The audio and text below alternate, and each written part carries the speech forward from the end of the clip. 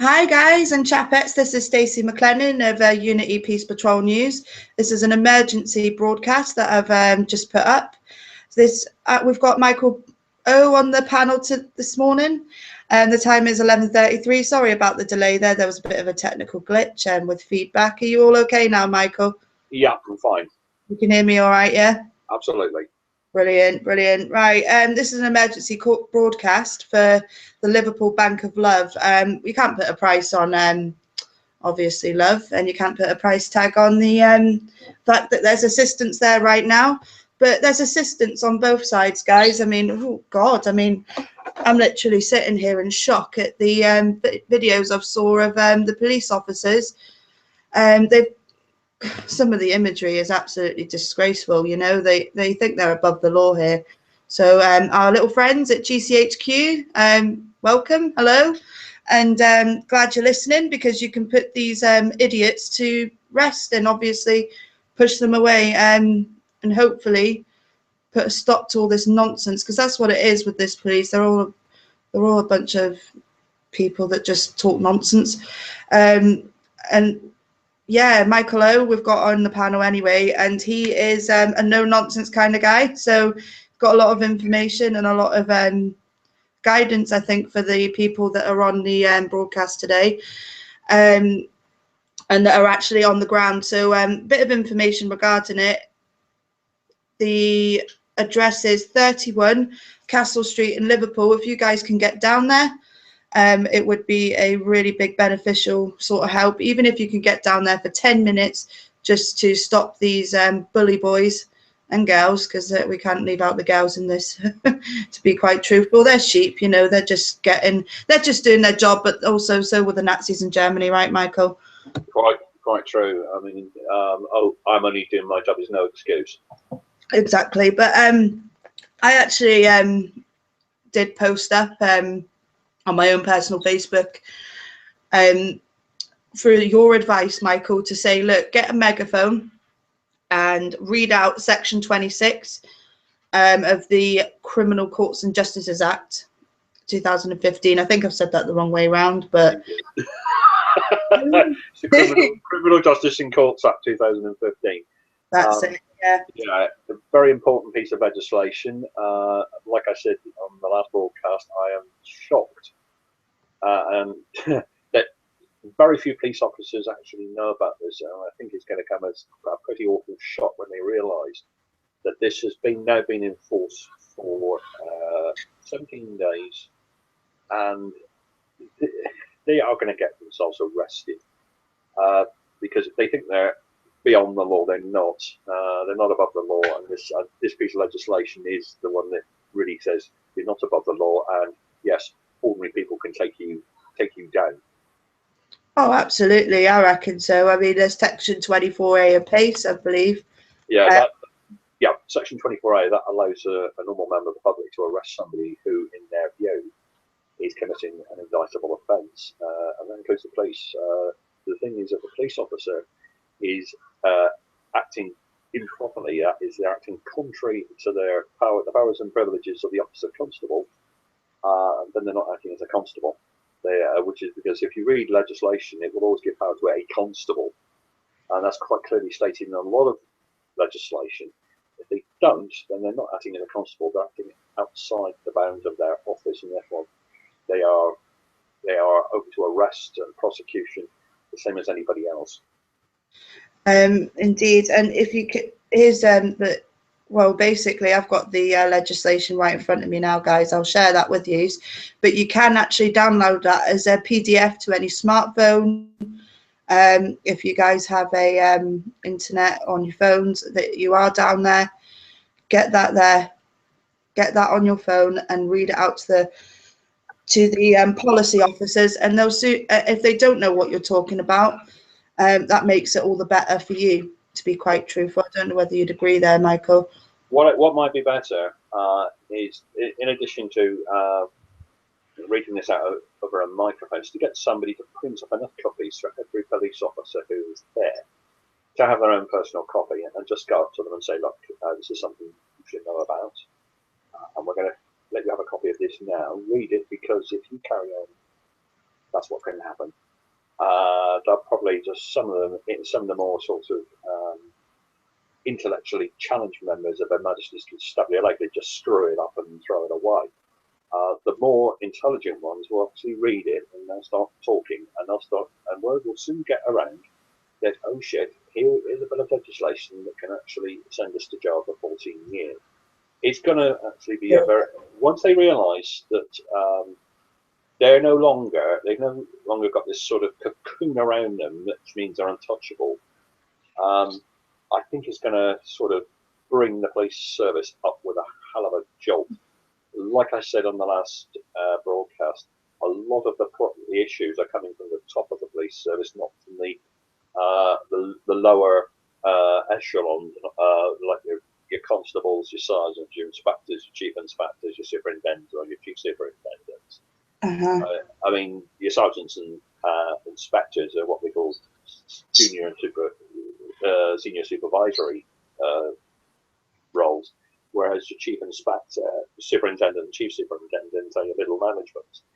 Your assistant chief constables and above, up to and including the commissioner of the Metropolitan Police, those are the senior management of the police service. And it's the senior ranks where a lot of the policy is being formulated and being, of course, it's being kind of passed down to the lower ranks in the police service, the middle management, the supervisory ranks, and then the foot soldiers, the constables, the PCSOs. This is what's happening. We've got an unelected cabal consisting of very senior police officers who are basically trying to sort of dictate public policy. They're not elected. There's no scrutiny. Although Section 26 does restore some of this, I'm afraid that the politicians are going to have to pull their heads out from their back passages and face this head on. And they must now make sure that chief officers of police are accountable. These police and crime commissioners are politicians. I'm afraid they are not fit for purpose. Absolutely. And see, the thing is, it's not just police officers, it's actually prison officers. I'll even show you, I mean, it's at the top here, and this is involving police or prison officers. The police officers that are referred to are a constable of police force in England and Wales. I'll highlight that. And a special constable, so the voluntary police officers, a constable or special constable of the British Transport Police Force, a constable of the Civil Nuclear Constabulary, a constable of the Ministry of Defence Police, and a National Crime Agency officer designated under Section 9 or 10 of the Crime and Courts Act 2013 as having powers and privileges of a constable. So it's basically, from what I'm getting there, it's people that have actually been sworn in under the police oath. Is that right? Yeah, I mean the oath of attestation, which is the oath that a person takes to become a constable.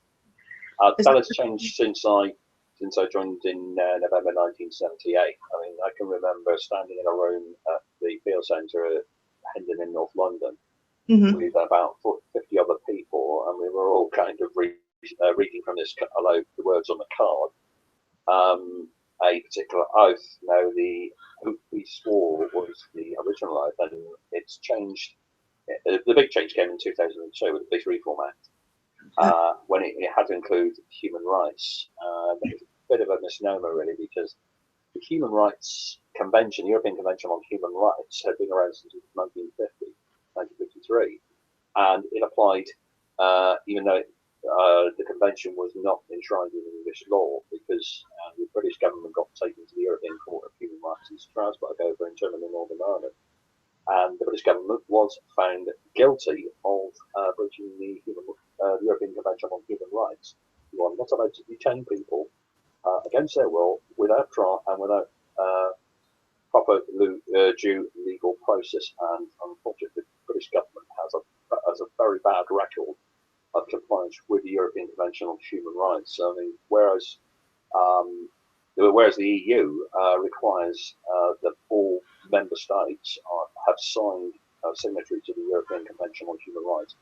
It's the Council of Europe that administer the Convention and the European Court instruction in Strasbourg. It's got nothing to do with the EU. This is a major sort of red herring that UKIP sometimes throw up, and anti-Europeans, the anti-EU MPs throw. It's got nothing to do with the EU whatsoever. There's 47 signatories to the convention, including Russia and Switzerland. Turning into Russia, though, aren't we? Like, I mean, it's like social cleansing, you know, like picking on the homeless. I mean, they're hitting an all-time low here, to be quite truthful. Yeah, what it is they're trying. What it is they're trying to sort of criminalise anything they can because it doesn't suit them. It looks bad on them. Well, I'm sorry, but they were the one. The powers that be are the ones who caused the homelessness in the first place. And Oh, absolutely. they cannot face up to the reality. They caused it. It's their problem. They caused it. They need to do something now to get a grip on the. Well, I can only describe them as the psychotic idiots. And that's putting it very mildly. Who are behind it? They've got to get a grip on them, and they've got to say, right, we are not listening to you anymore. You've lost the plot. Now, go away, or we're going to lock you up for a long time. Absolutely. They've got to do it. They've got to get shot of these psychotic idiots and these fantasists who keep sort of bowing the scrape into this new world order. There's only about 500,000 of those. Well, there's about 5 or 6 billion of us. So, yeah, I think the facts speak for themselves. Oh, absolutely. As well, I'm going to play a video here of an eyewitness that was actually at this. Is actually there right now. Right. I don't know whether you. Here we go. Just going to get this up. Can you see that, Michael? Yeah. From a friend that's actually there. I'll pull this up and get this.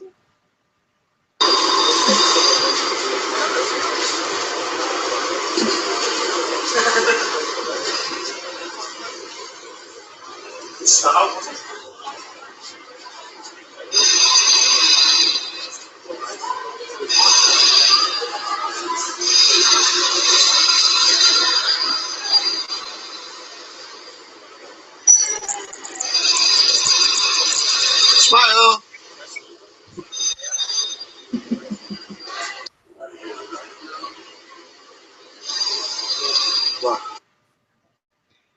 That's one of our eyewitnesses that's actually there at the actual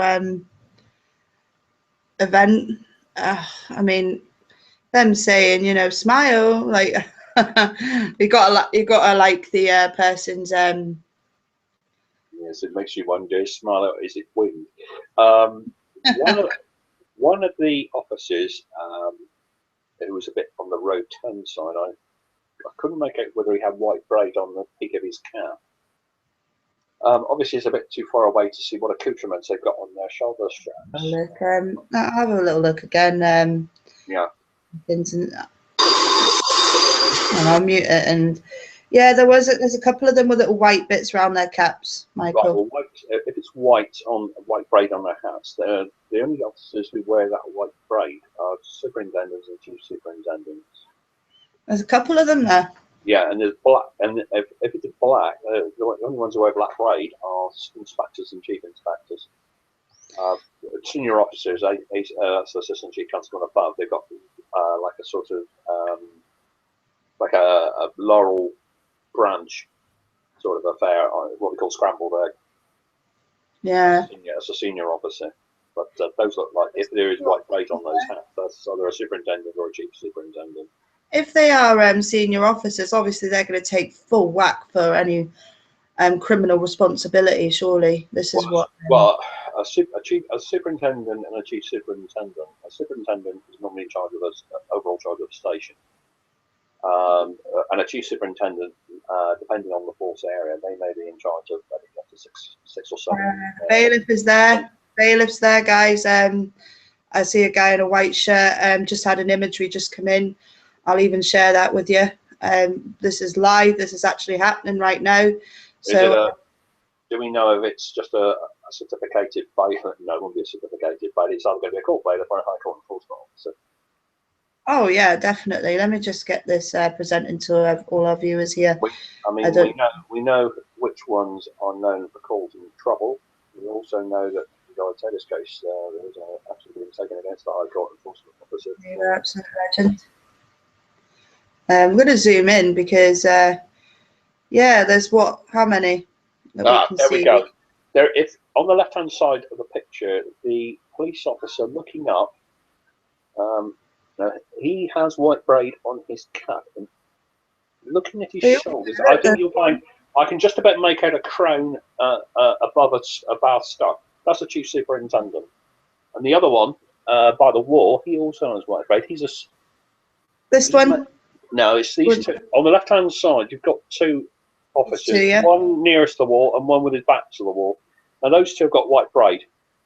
There was one of those is a superintendent, and the other one is a chief superintendent. Or they might well be two. They might well be two chief superintendents. Now, they're kind of senior. They're kind of senior end of middle management. They're in charge of a division or even an area within a force. So I mean, they're the senior people on the ground. They'd be what they call gold. Sorry, not gold command. They'd be something like silver or bronze command. I think that they've all got white braids. If you look just here. No, they haven't. No, they haven't. Because I think you'll find that white is the light reflecting off the peaks of their caps. But these two here, the one with his back to the wall, on the left-hand side of the picture, and the one who's looking up, they have definitely got white braid on the front edge of the peak of their cap. One of those is a superintendent, and one of those is a chief superintendent, or they are both chief superintendents. The one on the extreme left, I can't see his badge. I can just about make out a number, so he's either a sergeant or a constable. What about this dude here? Who do you reckon? Oh, I say dude. I mean, that's probably a bailiff or that's probably a bailiff or a chief. We've got a nice wee face there. We've got a face shot here. I think it will take some really fine kind of photo kind of shop or something to make out the imagery there, because obviously it is. I mean, this person's obviously taking it on a really good camera.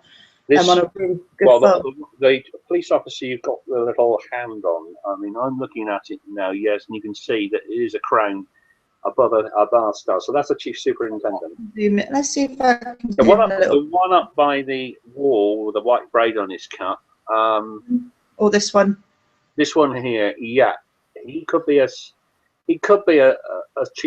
chief superintendent, but the one in the foreground, yeah, you can definitely see there is a crown and a star underneath it. Yeah, that could be the other one. Could be a superintendent who's in between a chief inspector and a chief superintendent.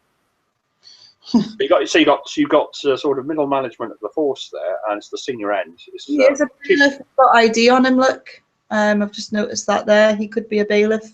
Well, if they're court bailiffs, they normally have to have.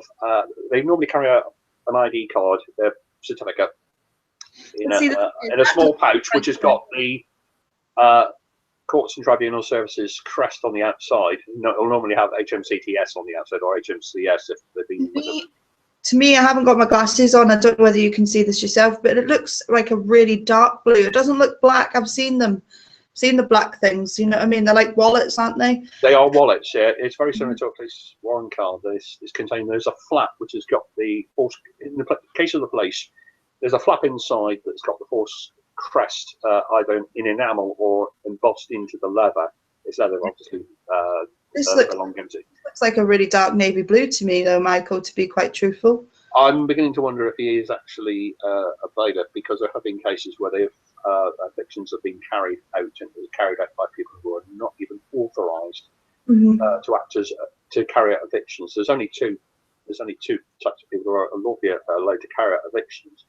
High Court enforcement officers acting under a writ of possession from the High Court, and a county court bailiff, and they're the only two who are allowed to lawfully carry out an eviction. Badge to me, I've seen them, and they've been like SIA, G4S. Do you know what I mean? Like security well, security people, basically.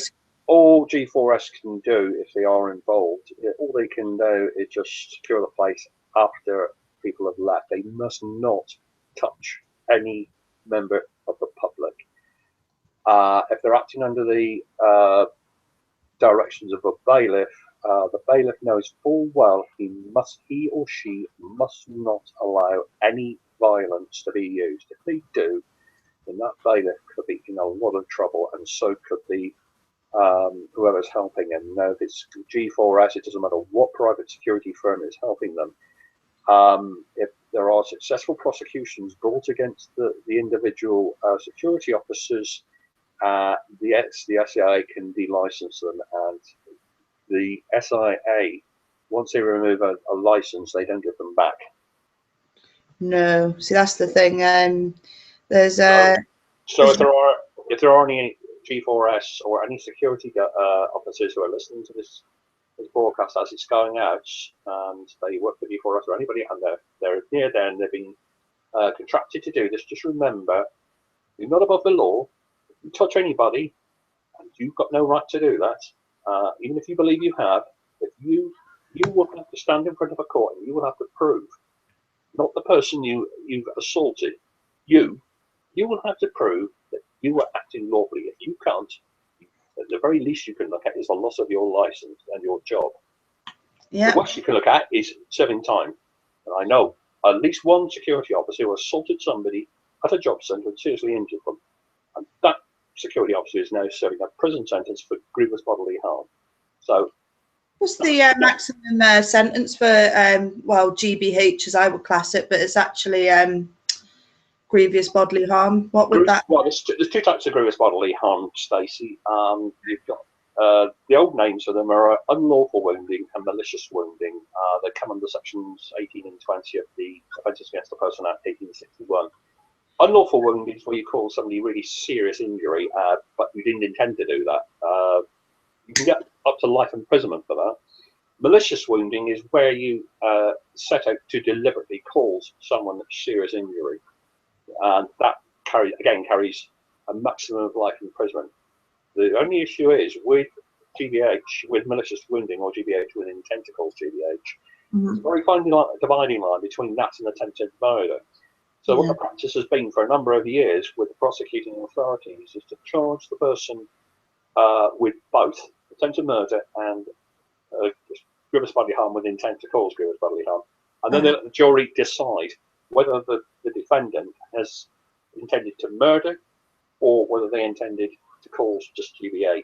Yeah, they call it GBH with intent now, from what I understand. That's from what I understand of a well, someone that I knew. There was GBH with intent, and they got 16 years. That just goes to prove 16 Section years. 18, I believe, Michael, if I'm not mistaken. Section 18. That would be GBH with intent. That'd be GBH with intent. But the thing is, like I said, in a lot of cases, there is a very fine dividing line between the GBH with intent and attempted murder.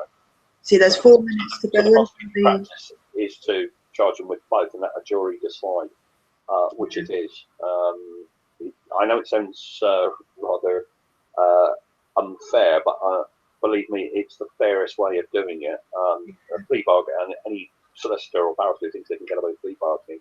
People, what I think of pursuing another profession, because they should be doing that.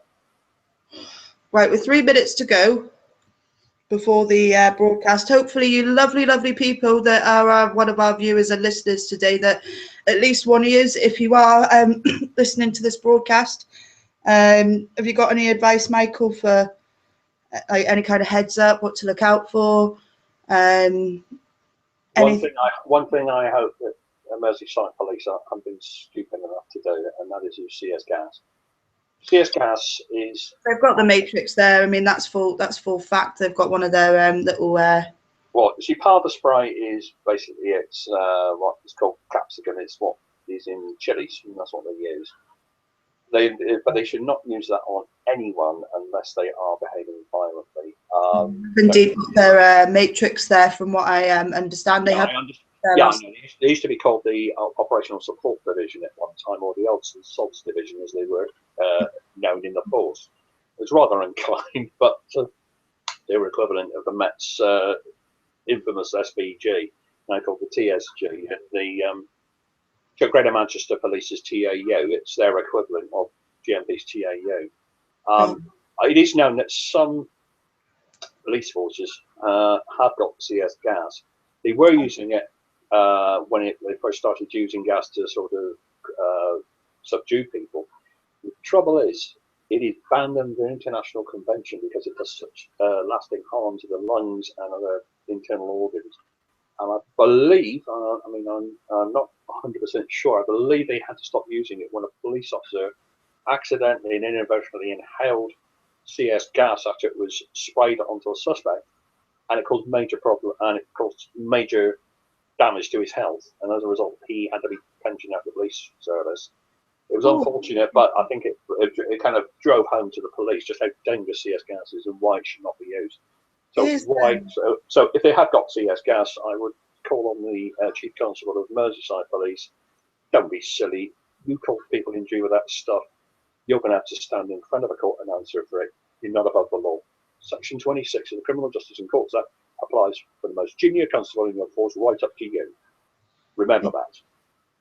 Here's another thing here that on a Facebook post of an eyewitness.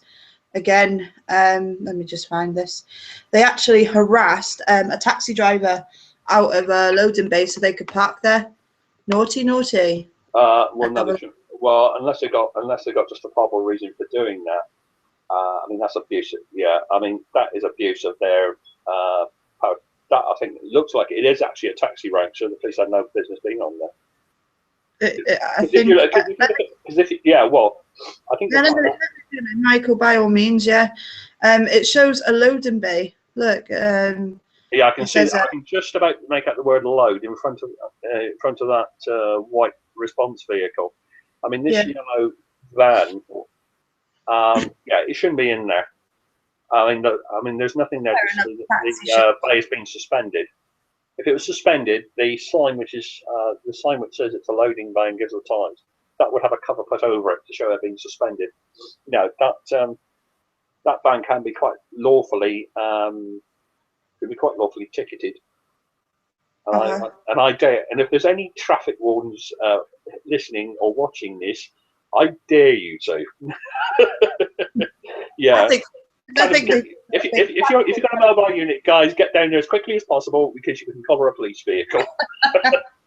And do you know what? There's been a few times that traffic wardens have actually gone for the police vehicles. They're quite entitled to, because the police are not. There's a very few elements of road traffic law and road traffic regulation law that's they are not subject to. They can ignore the speed limit in an emergency. They've got the blue lights and the sirens going, but they have to drive safely. Red lights they can treat with giveaway signs. Again, they've got to be answering a 999 call. Parking, if they're parked up answering an emergency call, then they will give them dispensation on yellow lines or other parking restrictions. But if it's just something like that, unless the restriction has been suspended, then no, they are fully liable to a ticket. So any traffic warden in Liverpool city centre, I don't know which road that is, but if you'd like to get around there's a yellow Ford Transit Connect with police on it. Just make sure there's a ticket waiting for them when they get back. Yeah, maximum penalty, guys, maximum penalty. If you look very closely, the police officer is looking, like you can see he's looking in the taxi's direction. I believe it's a taxi, but obviously I don't know because there's no badge here. That is a van driver, because if you look on the side at the back end of the van, there is sign writing on it. There's also sign writing on the front of that Mercedes van. Yeah. Police up now. This is what Section 26 is about. Section 26 of the Criminal Justice and Courts Act. Improper exercise of police powers. That is. I believe that would be Section 26, Michael. That is blatant. As a blatant breach of section, as a blatant improper exercise of police powers. It's not enough to get that officer prosecuted. It is enough to get him a written warning and a pretty stern telling off from his superintendent. It's on Castle Street, guys. If anyone wants to go down there, or anyone wants to go down there and witness it. I know parking attendants or traffic wardens, as they're also known, are the bane of most people's life, but sometimes they can be a godsend. And like I said, if there's any in that particular street, get down there. And if there's any members of the public listening to this, and they've got a traffic warden in their sights, kind of take them gently by them and say, I know where you can get a really good collar and point out the policeman. I know where you can make a few bob here, you know, rub your hands. And I know, having the station I was at in central London when I was a policeman, we had traffic wardens based there, and if they did collar an unmarked police car, you would hear them in the canteen. And yes, they used to get called a few things by the CID when they got called, but yeah, it used to be quite funny actually, because the uniform branch, there was not a lot of love lost between them and the CID, and of course if it got around in the canteen, the CID had been given a parking ticket. Of course, as soon as they came in, they got that mickey taken out of them mercilessly. Do you know what? I reckon this calls for a little bit of comedy into this. I think I'm going to be bringing in one of the very, very brilliant, allegedly Reese tunes for you guys at the Royal Bank the Royal Bank. There's nothing royal about it. I'm going to bring up one of his songs. What do you reckon, Michael? What song do you reckon for these people? Well, one that comes straight to mind is "We Could Be Hero," because they are basically saying. Yeah, but for copyrights purposes, I'm going to put allegedly Reese. Sorry, Reese. We've got Sheeple, Marston's, or Beat the Bailiffs song. I would say Beat the Bailiffs. And by the way, that is not an instruction to pick up a plank of wood and bash a bailiff with it. No. This is peacefully beating, of course. Yeah, peacefully beating, like using the law, not kind of picking up a lump of wood and belting him with it. Right, I think Sheeple could go on because that's what these officers are. Yes, definitely. So this is a dedication to the matrix of Merseyside Police. Any constables that are there, here's one for you.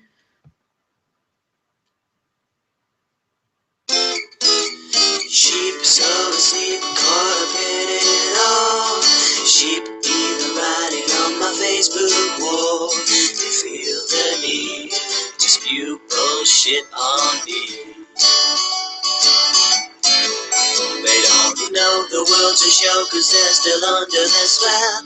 In the mainstream madness you can always tell. They got their tongue still planted in the rectum, the BBC. Left wing, right wing, still making you sing to the same song. Cause it's the same thing. Don't you think it's funny? We're chasing all the money instead of living. But you're a sheep, and sheep go far, far, far, far, far. Let's go to war. Don't know what for. It's to the bankers' benefit, but you'll still blame the war.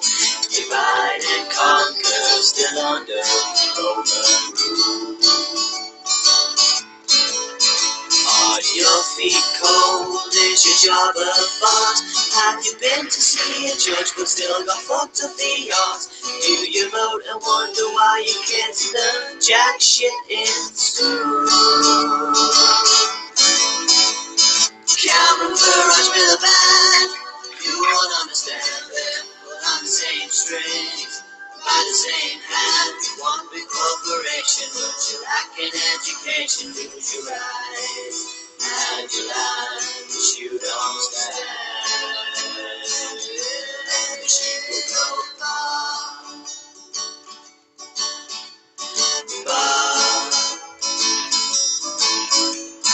far, far.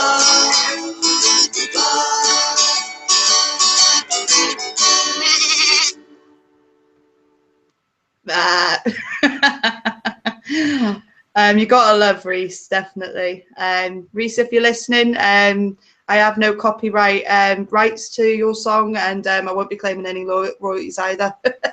To our little friends at GCHQ, that was a song for you as well, because you're all sheep. Yeah, it's just we don't know what else is going off here, guys. I mean, I'm still trying to get some more information. Is there any advice that you would be able to give, Michael, to the peaceful activists that are at this? They need to make sure that there is no violence used. And I'm going to say this, and I'm going to extend this to the police and anyone else who's involved. Do not use violence. If you use violence, you will lose the upper ground. It will not be tolerated.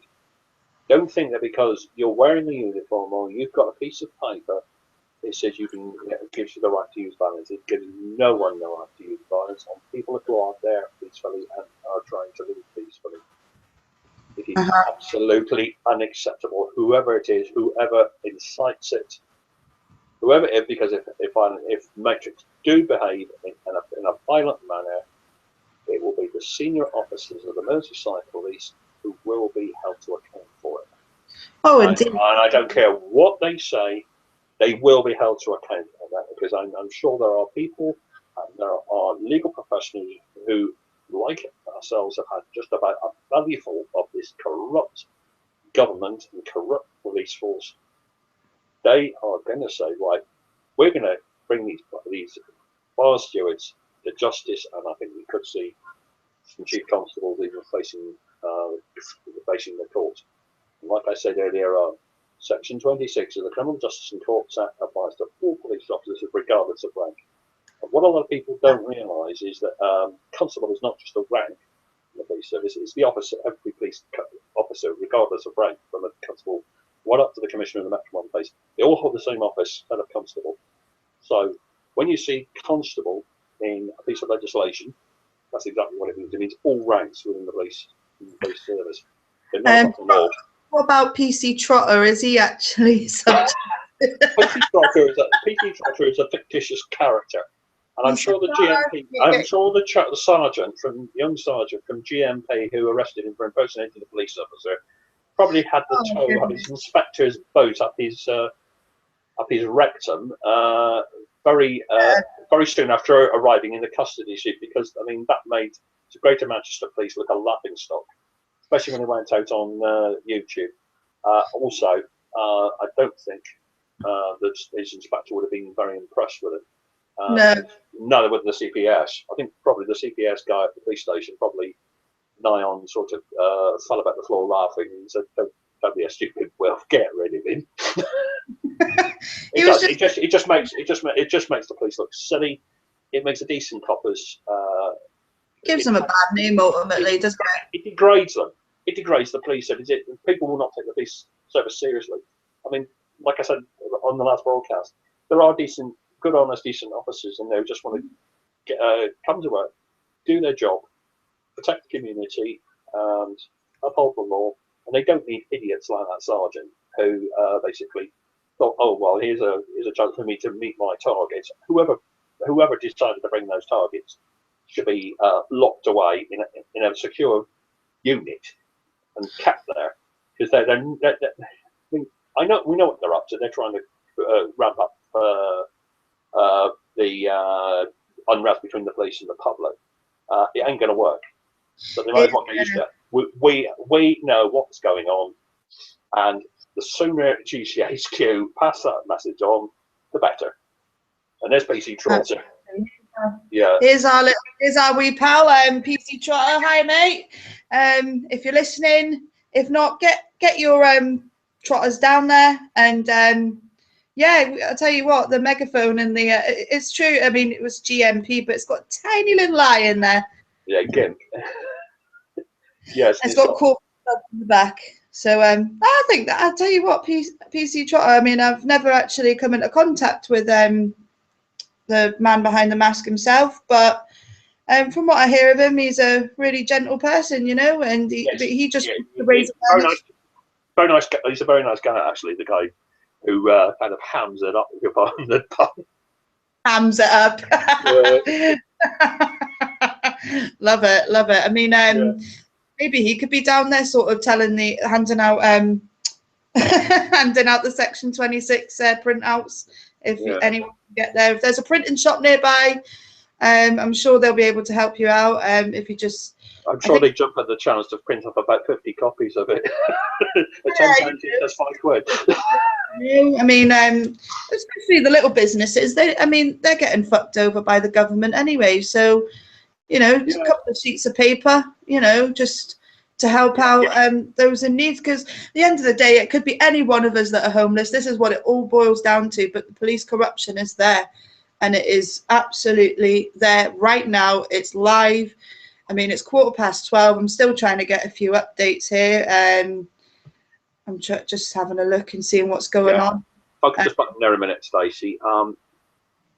Try and support small local businesses, because the majority of businesses in this country are small and medium-sized businesses that are owned by individuals or families. And I mean, you've got these big firms like Tesco, Morrison's, Asda. They're trying to muscle them out. Well, we've seen what's happened to Tesco. Morrison's, I understand, lost money through overexpansion and trying to get too big. Asda, they're owned by Walmart, which is an American company. I think they've cut back on their expansion plans, and I believe Sainsbury's have cut back as well.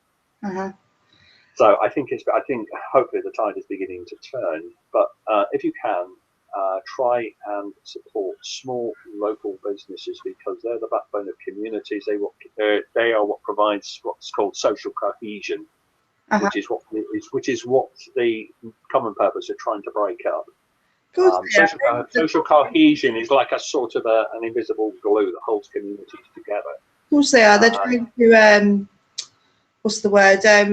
Sort of cleanse them out, and it's like, well, there's nothing dirty about them. They're just trying to go about their daily lives. It's the corporations that are the dirty bastards. Well, it's common purpose who are behind a lot of it, and what they're doing is they are trying to break up communities. They're trying to break up communities. If people can, I mean, once you realise who is doing it, I mean, there are some places where even the local councils have realised what's going on, and they know who's behind it. And they're doing their best to sort of deal with these people who are making vexatious and malicious complaints against others. But social cohesion is what holds a community together. And what we need to do is we need to identify the agitators and the troublemakers who are causing this, and have them removed from that community or have them dealt with by the courts.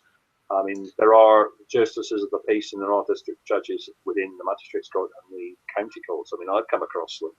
I mean, I was a Mackenzie friend for somebody who was months ago, and I went in and we found out that the local authority, the liabilities orders they were using to try and get a charging order were rather suspicious. And I pointed this out to the judge, and he looked at me, looked at this, and he kind of, I think he must have twigged what was going on. And he said to the person who I'd come in with, by the way, you do know you can go back to court and get these overturned and then come back here and have this charging order removed. And I kind of looked across, and the person from the council was polishing this chair with their backside. When I got outside the hearing room, they were quite abusive, which I was prepared for. But I think it really did rather than that they've been rumbled. But a lot of there are new judges being appointed who seem to be very savvy. I mean, there was a case in Cornwall last year where a Marston bailiff made a false allegation against somebody who he had been enforcing against, even when the warrant had been withdrawn by the court. And the magistrates were young, they were savvy, and they worked out that this wasn't going anywhere, and they dismissed the case as no case to answer within less than 40 minutes. So it does prove that a lot of JPs now are not these Blue Rinse Brigade, the country set, or senile old farts. You've got some very intelligent people sitting on benches. They are sussing what is going on, and they are not rubber stamping. They're not rubber stamping clowns like some of the They are beginning to challenge what the police are saying. They are beginning to say, right, hold on a minute, there's something not right here, and they're throwing the cases out. We need more people like that. We need people who are not going to just do what they're told by the powers that be. They're prepared to stand and say, well, we are here to do what is right, and base it on and base our decision on the actual evidence, and we're going to test it. If you try stopping this, we'll make sure we'll just ignore you. We will judge it on the evidence placed before us, and we'll do what is right, not what we're told to. The decisions we're told to make. It's just madness, isn't it? You know, I mean, you think about like these.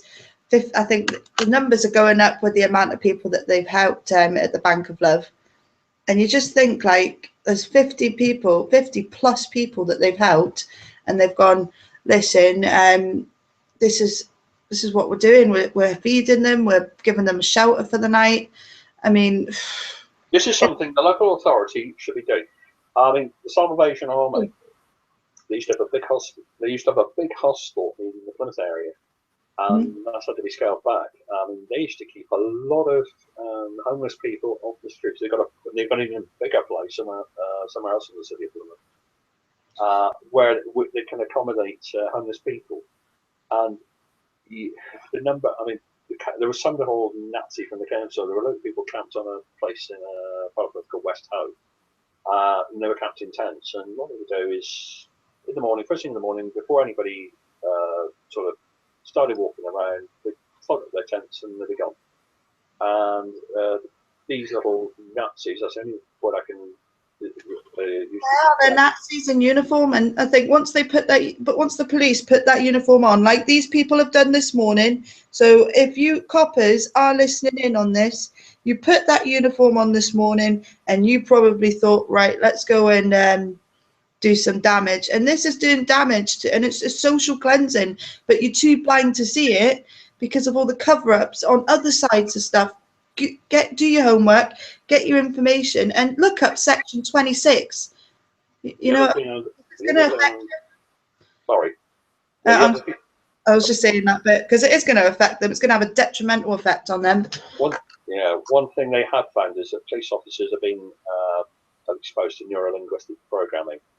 And it's skewing their egos. You know, your ego is your personality, and what is happening is they're being psychologically reframed to see law-abiding members of the public as criminals.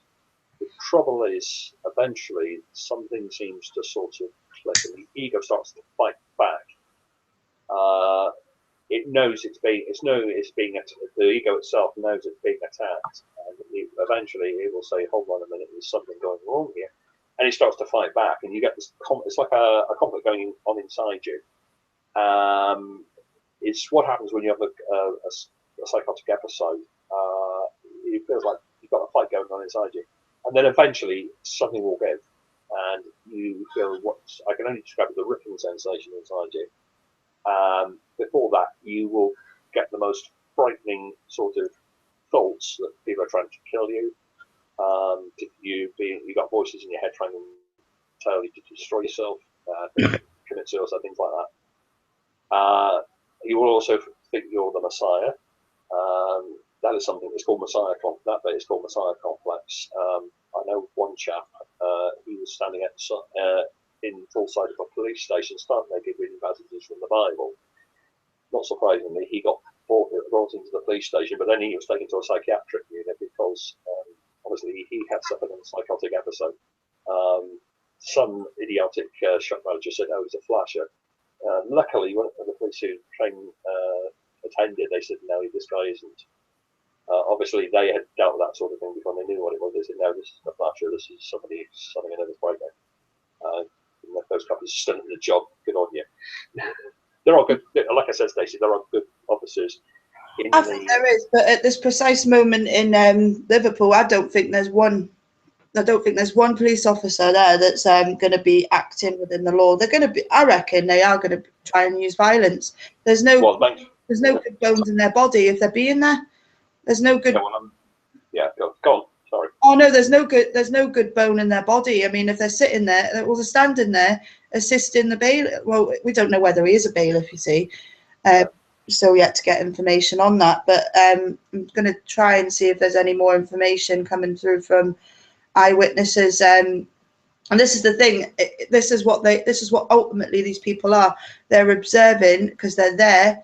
They're eyewitnesses. So even after this event has happened, I think the best thing to do is like get Section 26 thrown at them. And when I mean thrown, I mean like with a catapult, like with a big rock. You know what I mean? And crush it. That's what we've got to do. That's what we've got to do. So what has been happening? They've been building up these things like GMP's TAU, the Resident Matrix, the Met's TSG, and their equivalents throughout England and Wales.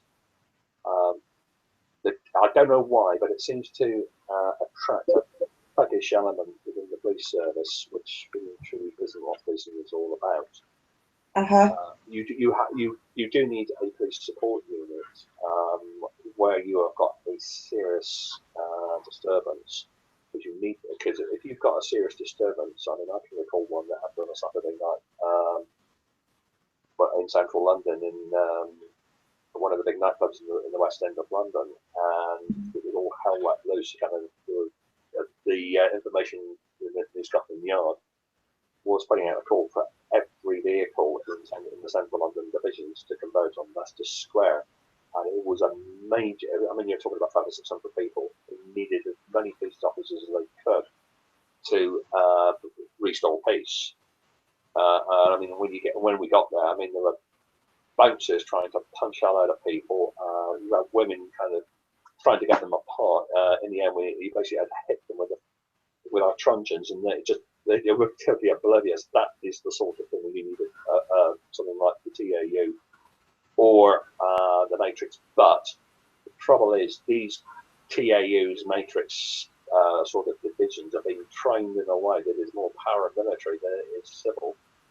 They're not there. They're there to provide backup for divisional police officers, and they're there basically to assist them. They're not there to act as some sort of riot squad like the French CRS. That's not what they're there for. If they think they are, they're military. They need to either go back to Division 4. They need to resign because they're there to assist the divisional coppers. They're not there to act like some sort of riot squad. No, and this is what they're actually doing, isn't it? You know, so I mean, that's display of blatant law breaking being Friday before Section 26 of the Criminal Justice Courts that came into force. This is why it did. This is why we need.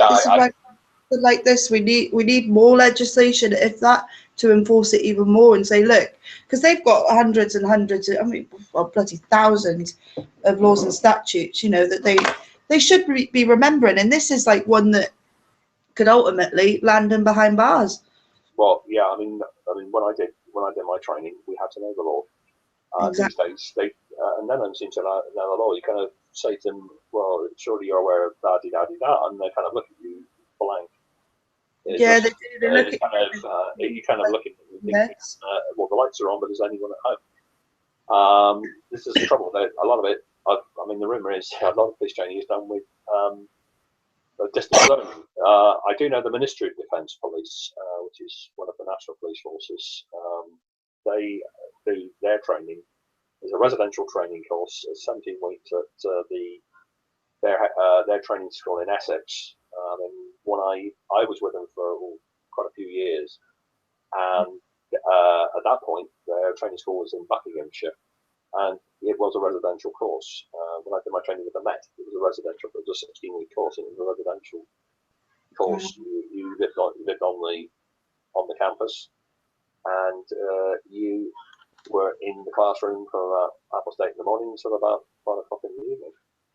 Yeah. And throughout that day, you learned law, you learned police procedure, you learned your crowd control, you physical training, things like that. So, I mean, these days, I don't know what is going on with police training, but it's certainly not. It's certainly not what it should be. I mean, I would say the Ministry of Defence Police are still what I would call them, although they're a specialist force. They do what I call proper training where they teach them the law, and they have to. It's a residential course, and they learn the law. Mm-hmm. I mean, although I've been at the police service quite a few years now, because obviously I had to medically retire with a knee injury. I still feel proud that I spent the time I did with police. Yeah, because you went in for all the right reasons, though, Michael. A lot of people as well. A lot of people do, and when I was in the job, a lot of people did. But unfortunately, you've now got this. They lowered the standards, and unfortunately, they attracted a lot of sort of types who were kind of nightclub bouncer sort of characters. And they're probably right. I'm not being funny. They've probably got an aptitude test, and they're probably going, right, so what's your physical strength? Which obviously you need if you're going to, I don't know, I mean, for instance, do something lawfully. But if they're using that physical strength for the wrong reasons. They find this in America. There is. You see this, guys, some of them in America, and you've got like this little lady, like little woman, probably like, you know, I mean, I'm trying to think, like a very Californian kind of look, you know, blonde hair, slim, and like they're going, I've got authority over you, blah, blah, blah, and all the rest of it. And you think, like, I mean, as a woman, and I think as any female listeners here will probably agree with me, you got someone that's 6'4", but built like a brick shit house, telling you what you can and cannot do, and you're demanding, and they're demanding. You can't kind of go, oh, all right, or well, I wouldn't probably be like that. I've actually done it. I've had 3 coppers land on top of me, and that was through. Remember the texting that was going on, the SMS messages to bailiffs on a certain social media outlet. And there was mobile numbers getting passed around on a certain social media outlet. And unfortunately, I was the one that got I was one of them that got collared for it. And they threw protection of Section 2 of the Protection of Harassment Act at me. But luckily, it was a first offence. And I actually, I just got a caution, thankfully. But you shouldn't have, because you've got to do it twice, and they've also got to prove that you were. They've also got to prove that you were encouraging others. I mean, if you weren't, then you got no offence. You shouldn't have done it. I just kind of went on, you know. I mean, the solicitor said, you know, did you do it? And I went, yeah. Well, yeah, but the thing is, the solicitor should have known better, because there is no power of arrest for harassment. It's normally dealt with by way of civil remedy, because it's a lot more powerful. It's a lot more easier to deal with through the once you've got prohibitory injunction in place under Section 3 of the Protection from Harassment Act 1997. Yeah, that's the one they because it carries a power of arrest of up to 5 years. Police can arrest without a warrant. But the section, what they call a Section 2, Section 2 does not actually contain any power of arrest. They try. They try and use breach of the peace as a sort of an excuse. They use Section 17 of pace to railroad me out of my door. Section 17 of pace. I mean, that is one of the most abused, because the most widely quoted, but also one of the most abused provisions of the Police and Criminal Evidence Act. And I'm just going to call it up a minute. And while you're doing that, Michael, I'm going to put something really uplifting for all you heroes, because that's what you guys are. I've actually found a acoustic cover which has no copyright, I don't believe, but we'll go for it anyway and see what happens. It's by a lady called Megan Davis and Landon Austin. It's an acoustic cover. I mean, it's quite sort of mellow, and the other one's obviously quite uplifting. I've never actually listened to this before, so I'll give it a listen and see what happens. So here's one for you. Here's one for you heroes up in Liverpool. Boots on the ground is indeed needed. I'm still trying to get informant information. The time is 12:30, so we don't know what's actually happening right now, obviously, with the severity of the things that are going on. Anyway, guys, I'm just going to play this for all of you up in Liverpool and everywhere in the UK that are having stuff going on with the corruption. We're going to try and be heroes for you anyway.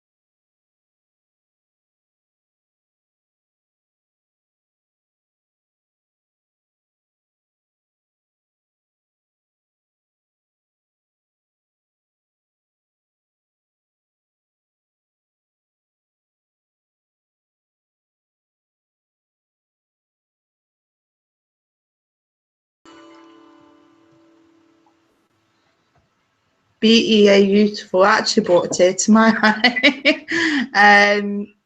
I'm just going to try. I've actually got some live updates, I think, from the Bank of Love. They're still inside by the looks of it, by the appears of it. I mean, this is from the Liverpool Echo. Just trying to get some more info as well. That's all the info that I've really got, Michael. I mean, have you got any updates there for any of our? I haven't got any, unfortunately, I haven't got any updates. What you were saying just before, we had that lovely, Beautiful version, wasn't it? for Heroes. That was beautiful. I quite agree.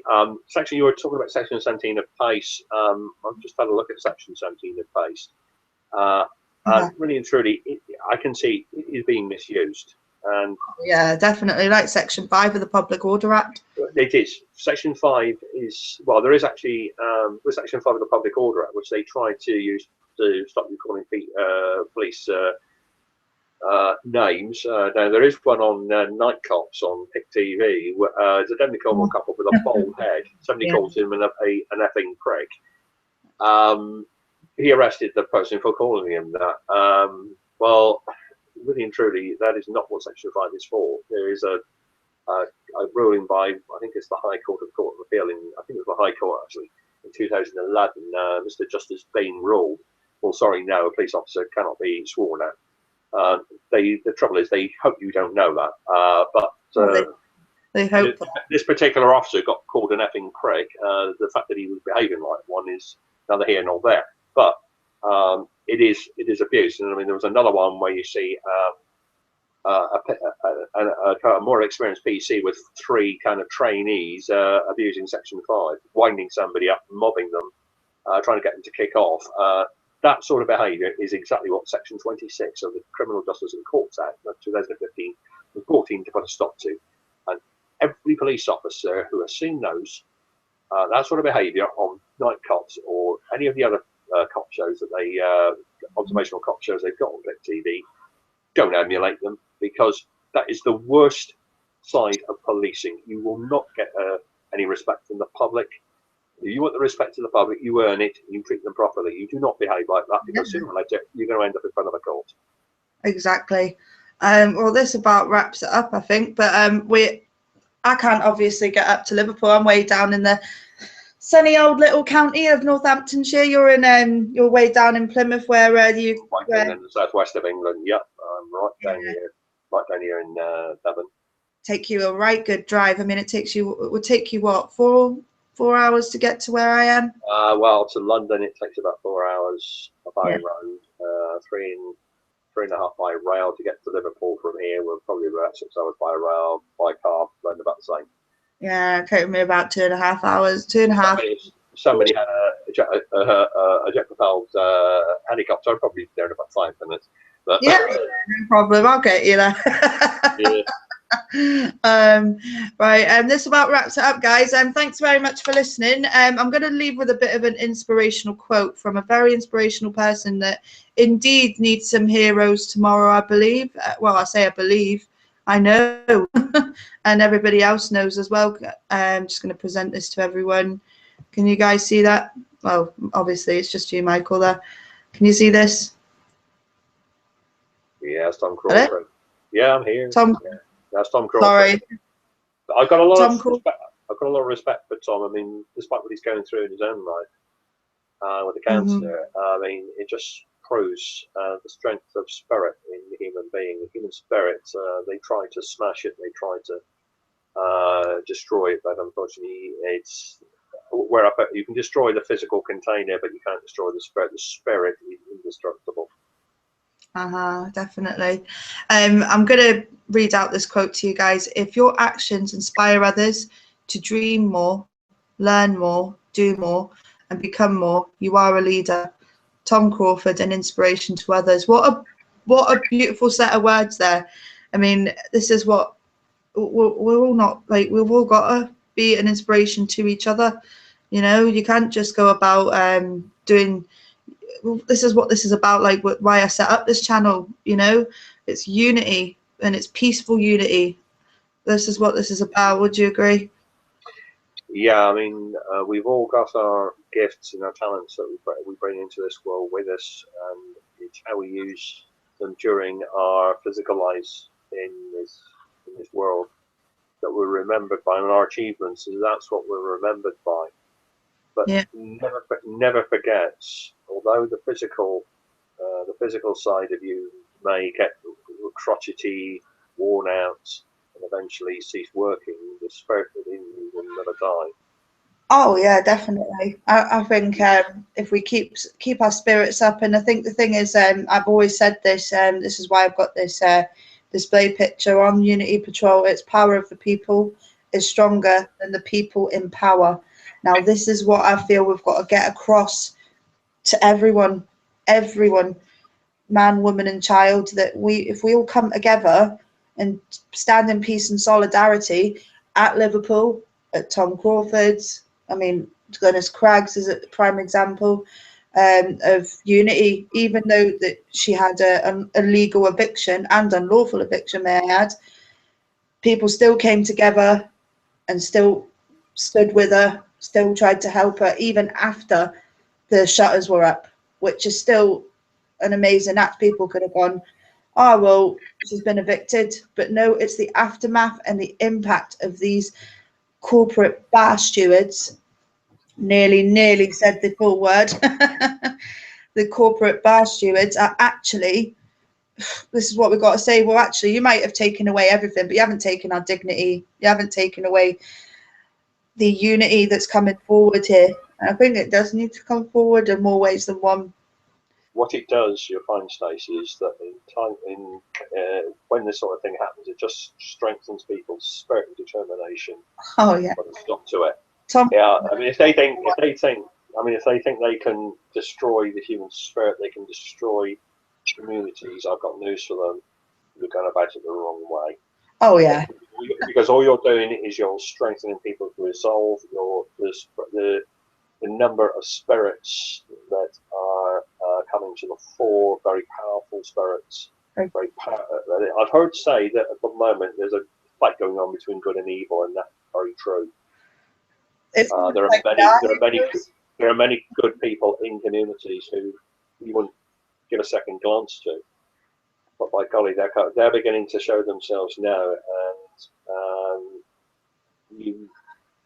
if you're listening, you may not even realise who they are. Mm-hmm. But these people are very, very powerful. They have some of them have great insights. They have they've got memories like a sponge. They can think outside the box. Like you said, Michael. Well, I won't blow my own trumpet, but they're very, very, very intelligent people. Think of a few people. I mean, I'm not like. We'll bring a glory hunter up, Mr. J. Brad himself. He's relentless. I mean, he's going through his own issues. Some people got even like people like you said, got a very highly developed intuition and foresight. Oh yeah, definitely. These are the sort of people I'm talking about. When you've got a bunch of evil, single-minded buffoons, people like those with foresight, can think outside the box, can conceptualize and work out what's going on. Although the criminals perceive them as dangerous, what they're really scared of is they can actually work out what they're doing very quickly and spread the word very quickly because they've got the intelligence to do it, and they've probably got the networks to do it, and they know it. The criminals know it. That's why they're so frightened. This is why they are using the police to sort of try and protect them. The police aren't stupid. They're spirits. They're spirits, independent spirits embodied within physical bodies. And like I said just now, the human spirit is indestructible.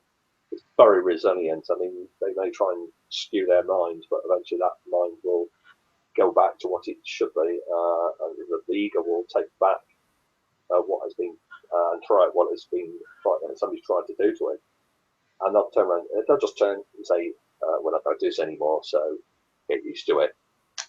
They will turn on. They will turn on those who are trying to kind of usurp them. police officers, the decent ones, you can hear them. They're saying, "I'm not going to do this," or yeah, I've got a feeling there is growing dissent in the police, not just in society. There's growing dissent within the police. Oh, definitely. I can see in a minute they're going to turn on their senior officers, and then they're going to join the people. They're going to turn on the politicians.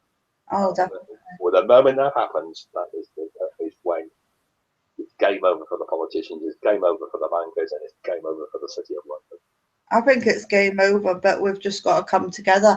I'm going to wrap this up, guys, because it's a very intense subject, especially. I want to give a big shout to everybody that's at the Liverpool Bank of Love, and I'm going to put a shout out on the Unity Peace Patrol News Facebook page. If you just search in your Facebook search bars, Unity Peace Patrol News, that's where we are. The next broadcast, I believe, if there isn't any other emergency broadcasts, the next broadcast we have scheduled is for Sunday afternoon. Not sure of the timing as yet, but obviously we'll keep you guys updated. We've got the amazing Wendy Hurst joining us with a report from Tom Crawford, and she's going to obviously give us I think she's going to give us a wee chat. We've got PJ Tansley as well. Michael, will you be on? Yes, providing my health doesn't do a wobbler in the meantime. Yeah, I should be there on Sunday. Yeah. No probs. Don't matter where I am, I'll be there. I mean, I'll be broadcasting as well with any other new updates. So everybody just remember, power of the people is stronger than the people in power. This is what we've got to get across, guys. So you all take care and have a lovely, lovely Thursday day. And we'll have some more updates on Sunday. So take care for now. And yeah.